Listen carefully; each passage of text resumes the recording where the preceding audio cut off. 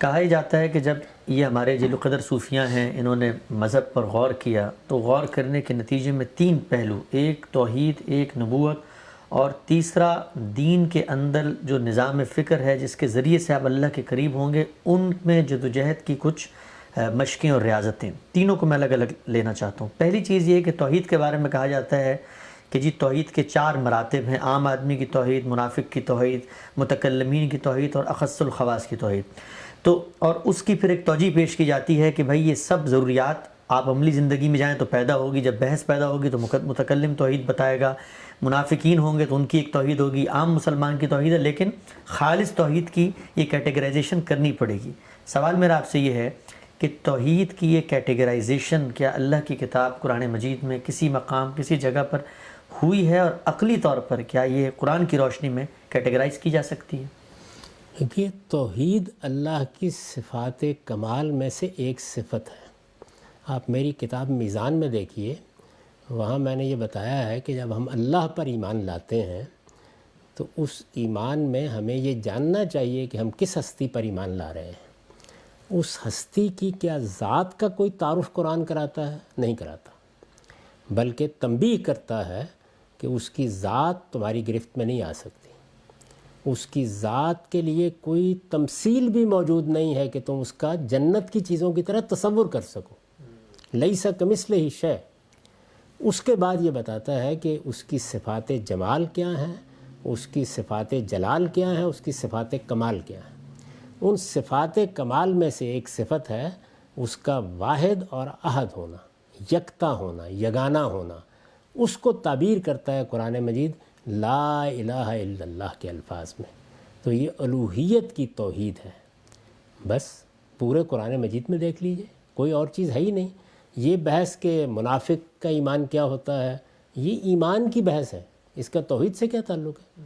یعنی جب میں نے اللہ کے دین کو مانا تو اگر میں نے دھوکہ دینے کے لیے مانا ہے تو یہ منافق کا ایمان ہوگا، اگر میں نے دل کی گہرائیوں سے اس حقیقت کو سمجھ کر مانا ہے تو یہ ایک سچے صاحب ایمان کا ایمان ہوگا۔ یہ بحث اگر کرنی ہے تو وہاں کریں، اس کا اس صفت سے کیا تعلق ہے؟ تو اس وجہ سے یہ توحید کیا ہے وہ قرآن مجید نے بالکل واضح کر دیا۔ اللہ کے سوا کسی کو الہ نہیں مانا جائے گا، اور پھر منفی طور پر بتا دیا ہے کہ شرک کیا ہوتا ہے، یعنی اللہ کی ذات میں سے کسی کو قرار دینا، اللہ کو کسی ذات میں سے قرار دینا، اللہ تعالیٰ کے لیے خلق کو تنہا ماننا، یہ توحید کا تقاضا ہے، اور امر کو بھی، لہذا خلق و امر میں کسی کو شریک کرنا، الا لہ الخلق والامر۔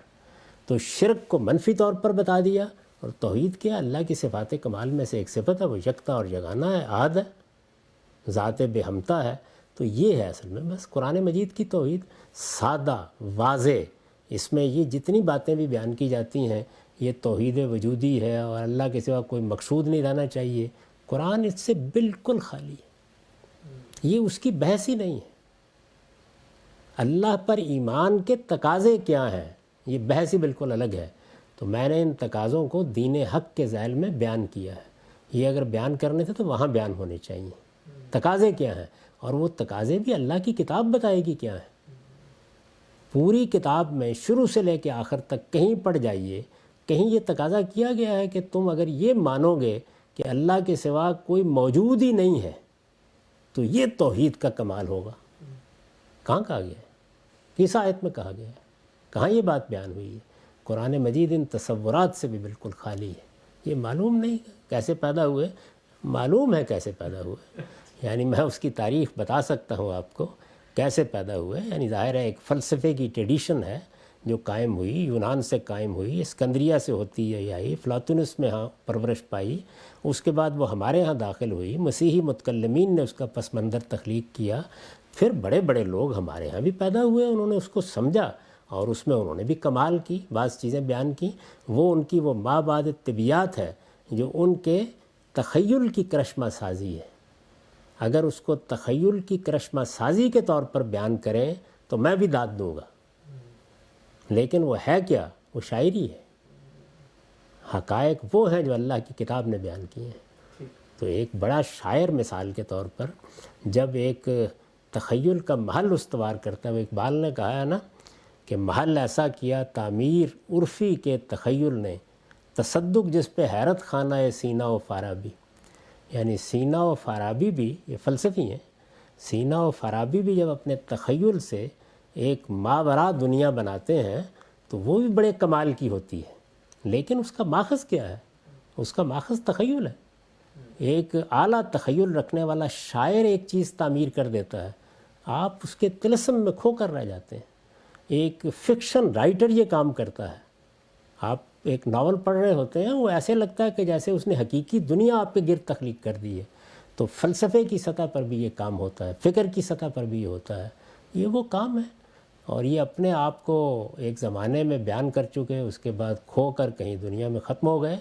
قرآن نے جو علم کا تصور پیدا کیا ہے وہ بھی ان کے تصور علم سے بالکل مختلف ہے.